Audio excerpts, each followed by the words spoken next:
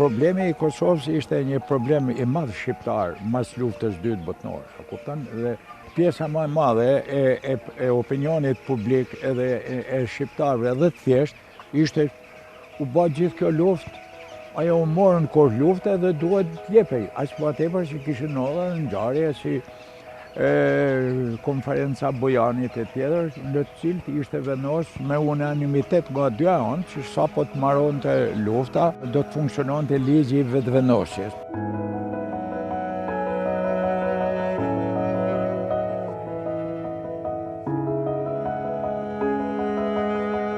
Komunistët shqiptar thoshin se Titoja do t'ja jepte vetë Kosovën Shqipërisë.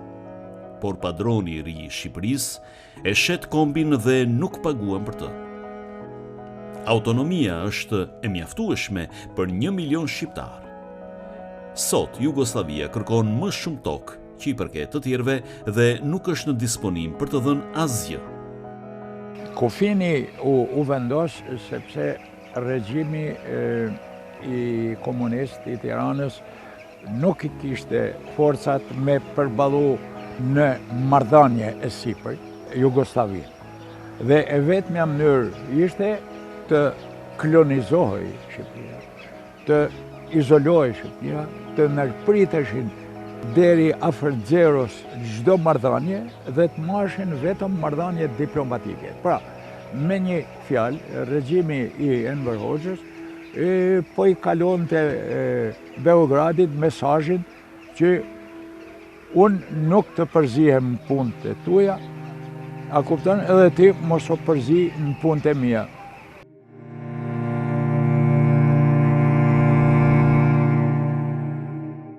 Ndodhi kjo ndërpremje e fortë dhe në këtë moment unë mendoj se historia e Shqipërisë dhe historia e Kosovës u veçu, u ndanë dhe secila vazhdoi një rrugë të vetën.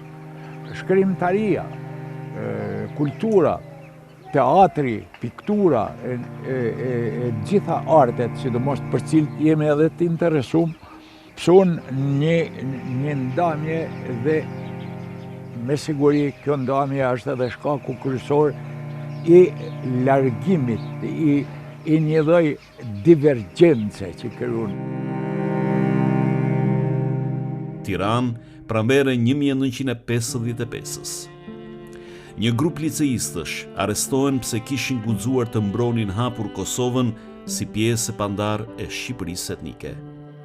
I frymëzuar nga kjo ngjarje, Arshipipa shkruan lirikën Kosova.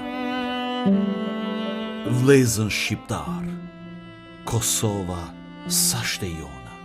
Kush me përmend guxon, ai ban tradhti. O kop që s'do të harrohet kur të vona, Kosova e ngrat, dërgjet e vdes në robni.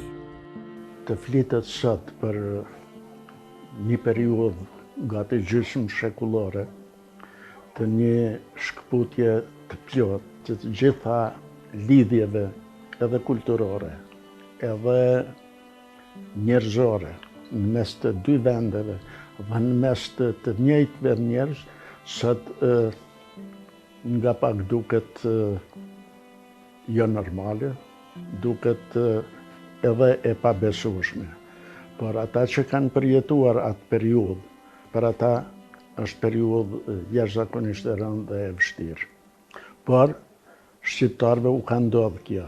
Ka raste plot që njerëzit burri ka mbet në Shqipëri, gruaja në Kosovë, ose e kundërta, ose prindët kanë mbetur në Shqipëri në momentin e ndamjes, kurse fëmijët në Kosovë dhe e kundërta. E të mos flasim për vepra dhe për letërsinë, për krijimtarinë e cila u shkput plotësisht.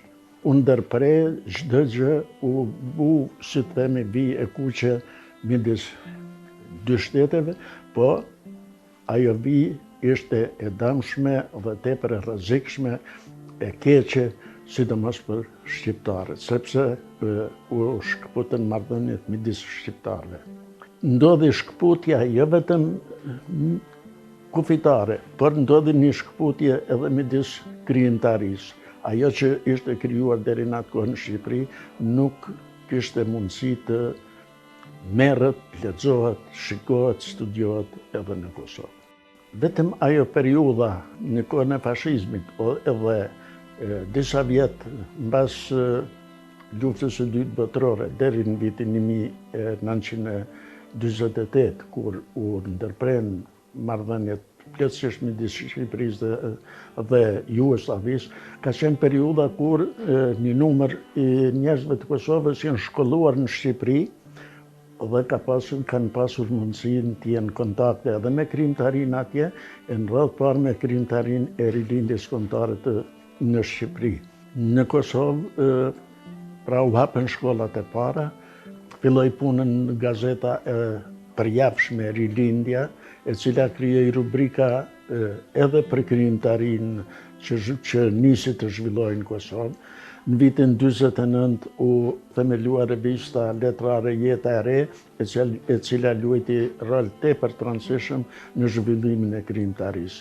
Në vitin 1952 u botuan veprat e para të shkrimtarëve shqiptar, libri me poezi i Recep Hoxhës, shkrimtarit njoftun për fëmijë, Gjetha të reja, mandej 2 librat e Martin Camajt, Një pyetje ndërmale dhe Kënga e Vrinit, një i Mark Krasniqit edhe një i Anton Qetës, po ashtu për fëmijë. U botua libri me proza i Zekaria Regjës, kështu që u krijuan edhe veprat e para origjinale. Jugoslavia që federat dhe ishin 6 republika. 6 republikat kishin kokën Beogradin, por çdo republik kishte edhe veçorinë e saj dhe zhvillimin e saj kulturor, letrar, artistik. Që ishte një bashkim kulturash, po ishte dhe një konkurrencë kulturash. Dhe kjo konkurrencë e kulturash bënte që të zhvillohesh, të kishte zhvillim, të kishte kritik, të kishte aprovim, miratim, por edhe kundërshtim për vepra të dobta. Kjo ishte një nga arsyet që u zhvillua letërsia. Autorët kosovarë kishin një konkurrencë, po kishin dhe një mbështetje, kishin letësi shqipe, një traditë. Kjo që gjën e parë që bën ata, çfarë bën? Ata botuan Aimin, botuan Samiun, botuan Azdrenin, botuan Ndremjedën. Si u botuan Najfrashin? Ma tregojnë ata që janë marrë me veprën e Najfrashin në Kosovë që ishin në redaksinë e Rilindjes. Do botoshin veprat e Titos në 25 vëllime në gjuhën shqipe. Dhe bëm për llogaritet jo aqe po kajta, doli shifra për kajta, i këputëm me ca shifra tjetër, ca zero nga brapa, ca shumës, edhe me ato lekta, që ne vëm tepër, botuam dhe nga ana tjetër, pa e marrë veç serbi, botuam veprën e Naimit. Dhe vepra e Naimit ka vajtur dhe në përburjet e Jugoslavisë. Kjo ishte ajo patriotizmi, entuziazmi, ata që bë rilindasit, vazhdoj pa bërtitur, pa zhurmë dhe zhvilluan atë letërsi që kanë sot.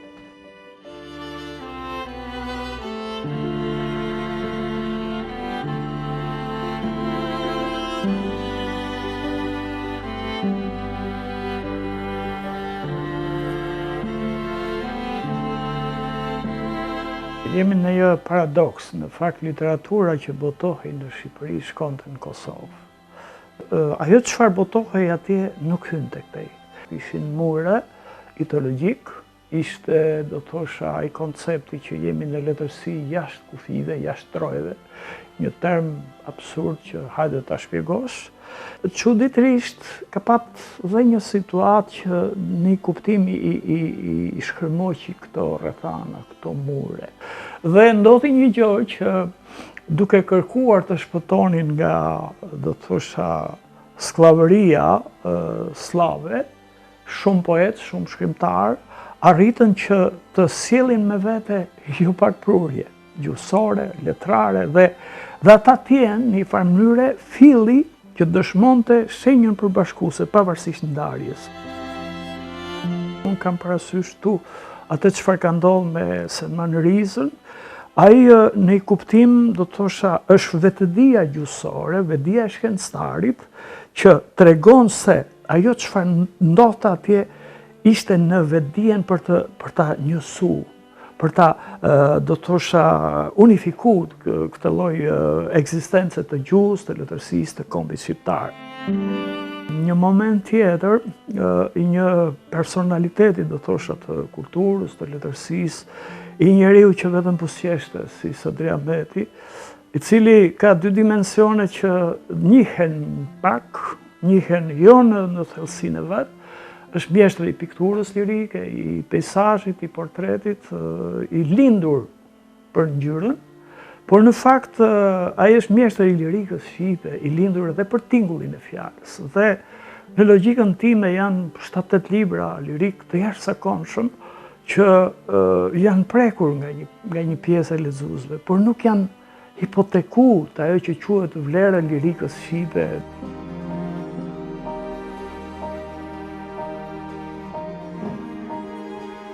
Në vitet 60, krejtë rasisht, njojtëm Ademi Stredhin dhe sidomos Agim Gjakovën.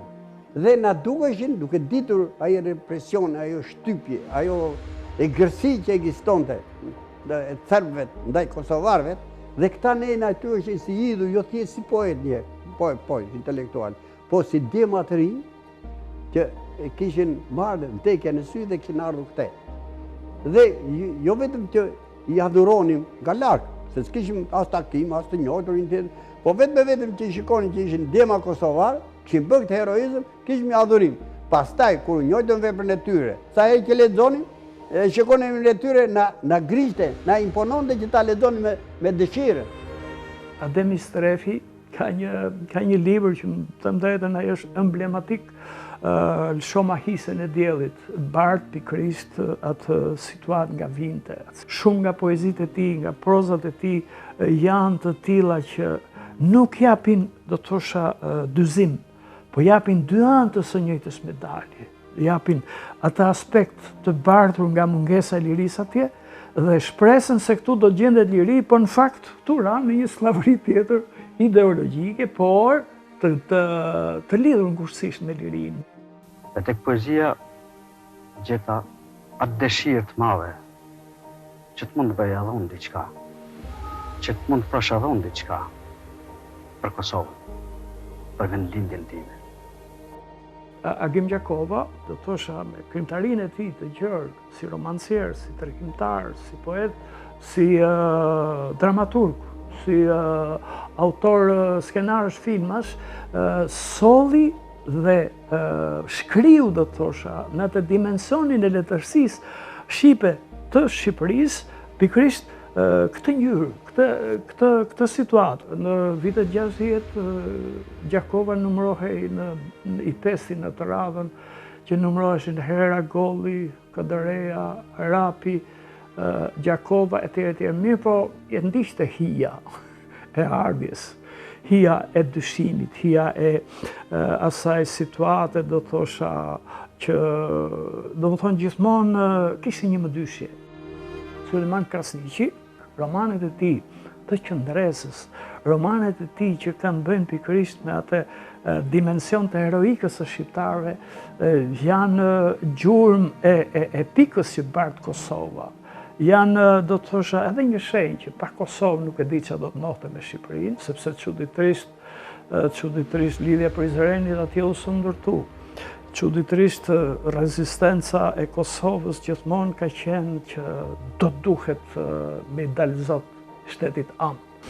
Ky mozaik i këtyre mjeshtrave të letërsisë shqipe ka bërë që sadopak dogmatizmi, ideologjizmi dhe zyrtariteti të çirohej, sepse ata vinin me ëndrrën e tyre, me gjuhën e tyre, me nuancën e tyre, me mozaikun shpirtëror të tyre që ishte pjesë e unitetit tonë, por ishte dhe një pasurim, ishte një zgjerim, do thosha, i ngjyrës, i tingujve, i gjithçkaje që përfaqësonin.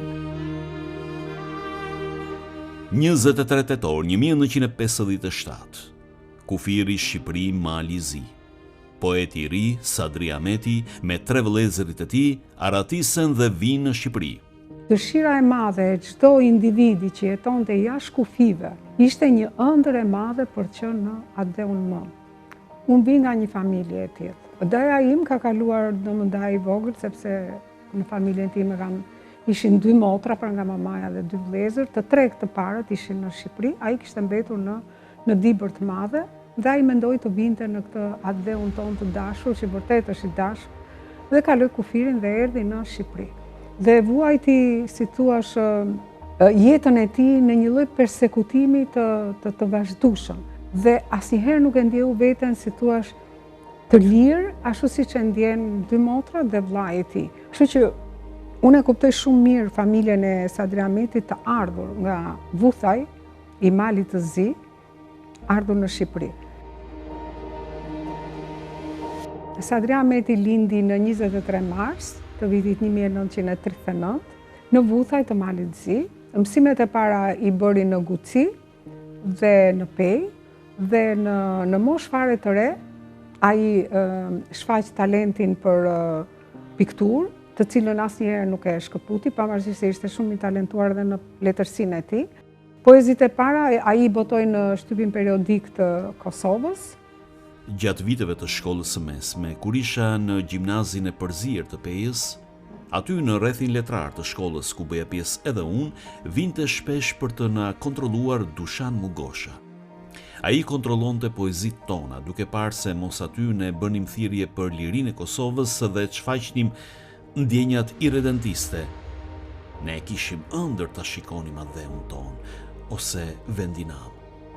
Kështu, më 23 tetor të vitit 1957, u nisëm të 4 vëllezërit në drejtim të kufirit shtetëror dhe kaluam nëpërmjet shkrepave midis zonës së Plavës dhe Valbonës së Tropojës. Shkëputja që bënin nga Kosova, nga Malizi, nga Maqedonia për të ardhur në Shqipëri në vitet kur Shqipëria ishte në lullëzimin e vet sistemit komunist, ata nuk e dinin. Arsyeja ishte që ata largoheshin nga, po themi, nga persekutimet serbe, që u bëheshin familjeve patriotike atje, dhe sa kam lexuar në CV-n e Sadri Ahmetit është që ato ishin një familje patriote, e hershme. Pastaj arsyeja tjetër që ata ktheheshin dhe vinin në Shqipëri, mendonin se do të gjenin atë më mëdhe që ata e kishin aderuar, e kishin ndërruar dhe e mendonin që do t'i prisnin me krah hapur. Por sistemi politik i kohës gjithmonë i ka akuzuar si agent të UDB-s. Pra komunizmi në vete nuk mund të pranonte që ti të flisje hapur, lirshëm, edhe kundra ti, por edhe për ta përmirësuar sistemin e asaj kohe. Dhe ajo që ndodhi ishte që familja e tij u persekutua dhe vetë Sadri Ahmeti e vuajti këtë persekutim. Rojet kufitare shqiptare, pasi na kapën, na përcollën për në post dhe që aty na nisën për në Tiranë, ku na futën në qelit e burgut, duke na marrë në pyetje dhe na bën impresione nga më të ndryshmet. Ata na thonin se ne ishim agent të poshtër të UDB-s Jugoslave, e cila na kishte nisur me mision të posaçëm në Shqipëri. Në atë burg, na mbajtë të izoluar për 1 muaj, që ne të pranonim se ishim agent të UDB-s. Mbas 1 muaji, kur ata u bindën që në atë aventur ne na kishin shtyr dëshirat dhe pasionet e moshës, dashuria për atdheun dhe urrejtja për serbët, na morën të 4 vëllezërit dhe na çuan në fshatin Llakatun të Vlorës. Ai ishte një kamp internimi që ruhej me policë, ku mbaheshin të izoluar rreth 700 vetë dhe shumica prej të cilëve ishin emigrant kosovar, si dhe ne. Sadri Ahmeti përfundon në një shkollë bujqësore të Kamzës dhe mbasi përfundon shkollën e Kamzës, ai caktohet për të punuar në Berat. Në vitin 1964, më larguan nga Berati dhe më çuan si agronom në një ferm afër qytetit të Krujës, ku në vitin 1966 më caktuan si piktor në ndërmarrjen e artizanatit në Krujë. Aty punova deri në vitin 1970, kur më dhanë të drejtën që të vazhdoja Institutin e Lartë të Arteve në degën e pikturës. Pra ishin vite më të lira, nga 69-73, si duket edhe marrëdhëniet me Jugoslavinë të prishura asaj kohe dhe si thua një sistem më agresiv i Partisë Komuniste Shqiptare ndaj sistemit jugoslav të zhvillimit, bëri që këto personalitete që erdhën nga ish Jugoslavia të kishin një lloj përkrahje dhe dikujt të jipi e drejta e studimit, ashtu si që dha edhe Sadri Ahmetit për të filluar shkollën e lartë të arteve, pra në Institutin e lartë të arteve në degën e pikturës. Ato 2 muaj që isha student i pikturës, rash në kthetrat e sigurimit të shtetit, që më thriste shpesh për të dëshmuar me shkrim për disa persona që thuaj se bënin agitacione propagandë. Sigurimi më vuri kusht se, në rast se unë nuk do të deponoja me shkrim 70 faqe, për të gjithë shokët me të cilët unë kisha qëndruar në për tavolina, nuk do të më lejonin që të vazhdoja shkollën. Pas këtij ultimatumi, kur ata erdhën për të marrë porosin që më kishin lënë, unë ju dhash 70 faqe letër të bardhë. Ata u tërbuan nga kjo dhe si shenjë hakmarrje më arrestuan në konviktin e qytetit Studenti.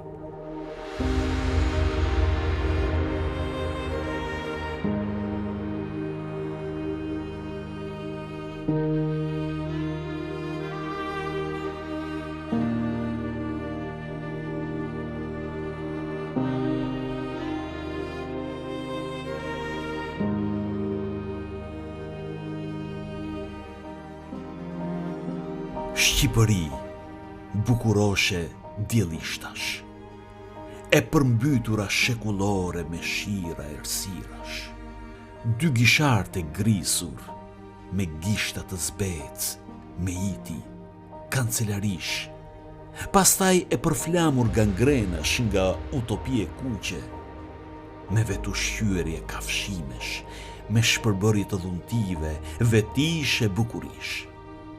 O bukuroshe e rallë, e mbështjell me recka të arnuara, me prind dhe vlezër të masakruar, e përzën si zhele ndër patavra internimesh, patriska frontje, patriska buke, o bukuroshe aq e zbet, dhe aq e brisht, si kërcyel në toksor, me ata sy si 2 burishta poezie, mes barakave ku kish më shumë mora se mia, pra një kënete, ishull izoluar, larg fatit dhe nga larg skërmit të dhëmbët e ujkut, mbi lëndinën e një shpati, roft diktatura e proletariatit.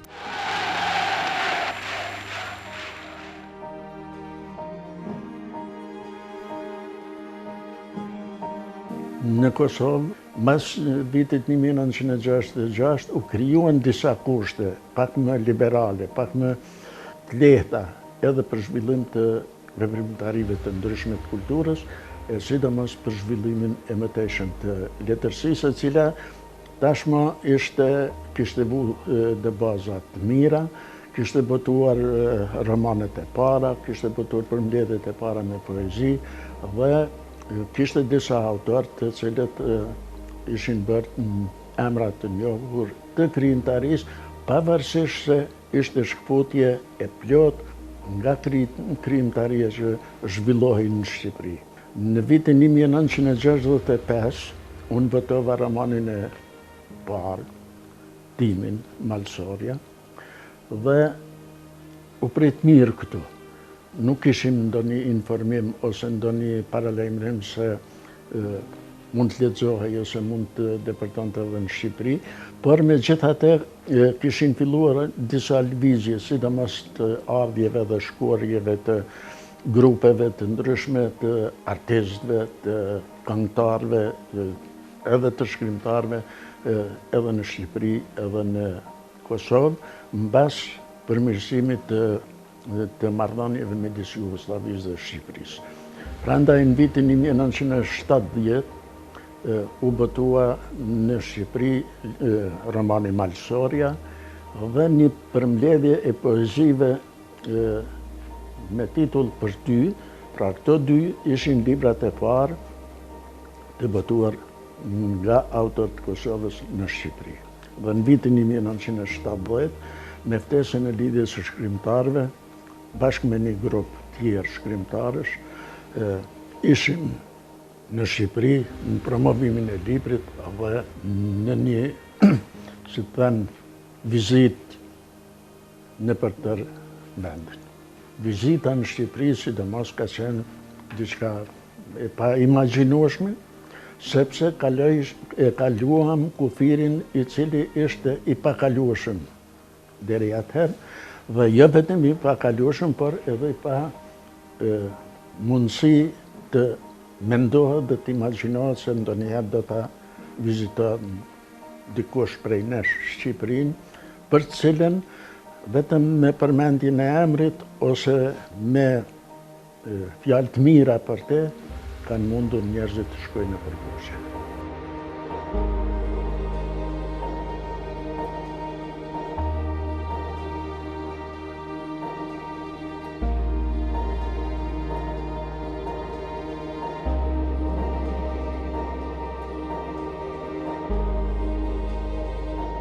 Çdo shqiptar i Kosovës, në atë kohë Shqipërinë e ka menduar, e ka imagjinuar si një shtet të vetin, si një shtet i cili jo që kujdeset, por që e ndihen edhe që Kosova ose shqiptarët e Kosovës janë pjesë e saj.